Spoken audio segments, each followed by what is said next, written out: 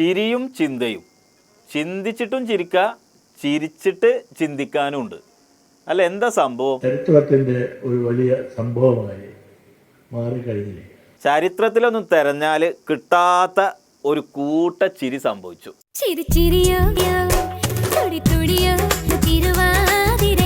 കോൺഗ്രസ്സുകാർ മീറ്റിംഗ് കൂടിയാൽ തമ്മിൽ തല്ലുകയാണെന്ന് പറയണവർ ഇതൊന്ന് കാണി. കോൺഗ്രസ്സുകാരെ ഇരുത്തി ചിരിപ്പിക്കുകയാണ് സി ദിവാകരനും ജി സുധാകരനും. സുധാകരനാണ് ഇന്നത്തെ താരം എന്ന് എനിക്കറിയാം.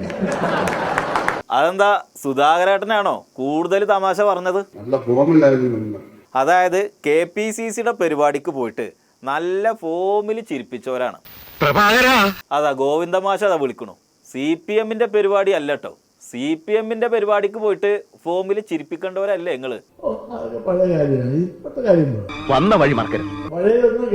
പഴയതൊന്നും കേൾക്കാൻ താല്പര്യമല്ല. പുതിയ പുതിയ ആശയങ്ങൾ ഇങ്ങനെ പരുവപ്പെടുത്തിക്കൊണ്ടിരിക്കുകയാണ്.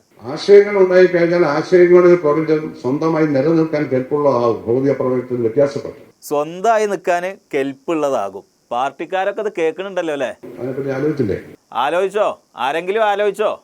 ഓന്റെ സമ്മേളനത്തിന് നമ്മുടെ ഒരാളും കച്ചറ ഉണ്ടാക്കരുത്, മനസ്സിലായോ? കുഴപ്പമില്ല, തൽക്കാലം പ്രശ്നമൊന്നുമില്ല എന്ന് മനസ്സിലാക്കിയ സ്ഥിതിക്ക് ഗ്രൗണ്ട് അറിഞ്ഞ് കളിക്കാൻ പോവുകയാണ്.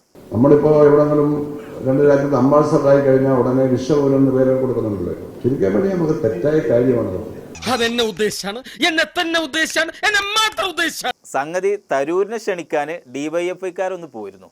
പക്ഷേ തരൂരിനെ പറയാൻ വേണ്ടിയിട്ട് ഒരവസരം കോൺഗ്രസ്സുകാർ ജി സുധാകരന് റെഡിയാക്കി കൊടുത്തു. വിശ്വപൗരൻ എന്ന് പറഞ്ഞാൽ ഏത് രാജ്യങ്ങളിലെങ്കിലും ഐക്യരാഷ്ട്ര അസംബ്ലിയുടെ ഉദ്യോഗസ്ഥനായിരുന്നല്ല. ഉദ്യോഗസ്ഥനല്ല വിശ്വപൗരൻ. അത് ഒരിക്കലും വിശ്വപൗരനാവില്ല. അത് ശമ്പളത്തിനും പൊസിഷനും വേണ്ടി ജോലിയെടുക്കുന്ന ആരായാലും ശരി.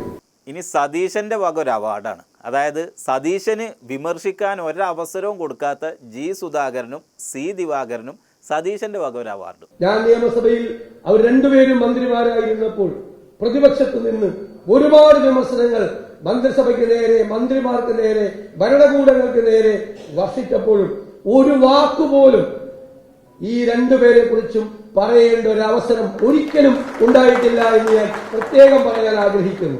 പക്ഷെ സതീശേട്ടന് വിമർശിക്കാൻ പറ്റാത്ത ആളുകൾ ഇനി മന്ത്രിസഭയിൽ വേണ്ടാന്ന് പാർട്ടി തീരുമാനിച്ചു. വയസ്സ് ചതിച്ചു. വയസ്സ് എന്ന് പറയുന്നത് നമ്മളെ അളക്കാനുള്ള ഒരു വേലിക്കെട്ടായി അല്ലെങ്കിൽ അളക്കാനുള്ള ബാരോമീറ്ററായി ഞാൻ കണക്കാക്കാൻ ആഗ്രഹിക്കാത്ത ഒരാളാണ്. അതുകൊണ്ട് പ്രായം ഒരു പ്രശ്നമല്ല, നമ്മുടെ കഴിവാണ്, മനസ്സാണ് പ്രശ്നം. ഓക്കെ, അടുത്ത പാർട്ടി പ്ലീനത്തിൽ ചെന്നിത്തല മുന്നോട്ട് വെച്ച ഈ അഭിപ്രായങ്ങൾ ചർച്ച ചെയ്യുമെന്ന പ്രതീക്ഷയിൽ തൽക്കാലം പരിപാടി പിരിച്ചുവിട്ടു.